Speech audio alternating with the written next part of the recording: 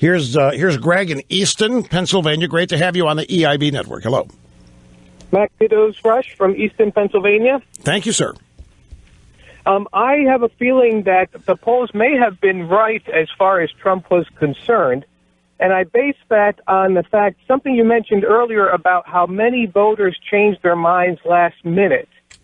And because Iowa is a caucus format, I'm a small business owner. My wife and I have a business, and I've always wanted to have a businessman run for president. And Trump seems perfect for me.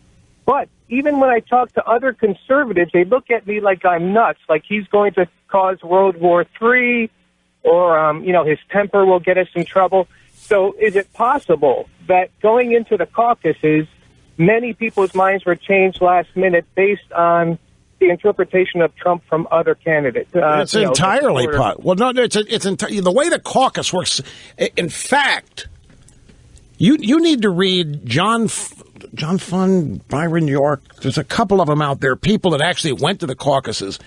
And Greg, this particularly you would find fascinating.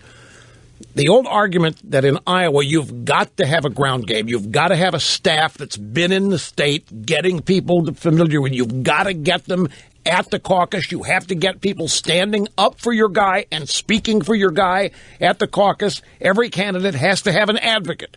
And I've read 2 or 3 different stories of reporters. One of them was John Funding, another was Byron York. They went to caucuses, and they report on 2 or 3. Nobody spoke up for Trump at any of them. There wasn't anybody at 2 or 3. Don't know how big, how small, don't know where. But the point is, Trump did not have such a ground game. He was like Romney in 2008. Remember, Romney was flying in. Or 2012. Remember all those big crowds Romney was getting in the last week? And everybody thought, man, oh, man, we got really something happening. But Romney did not have a get out the vote organization for conservatives, per se. He was relying on all establishment stuff.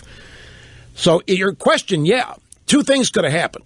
Trump could have not had any advocates, and other candidates' advocates could have been ripping Trump left and right. That's what happens in caucuses.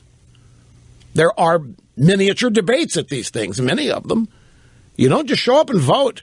There's nothing private about it.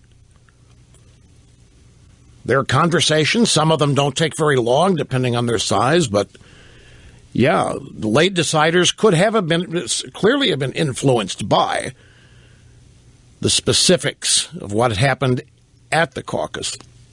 Now, that's not going to be as big a factor in New Hampshire, because Trump already has a game there, ground game there, and a little bit more.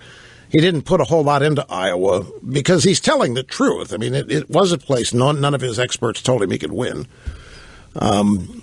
So that's not jive. But that won't be as big a factor in New Hampshire. But if you're wondering about Iowa, yeah, it could have been extremely relevant, and it's a good point. I appreciate your call.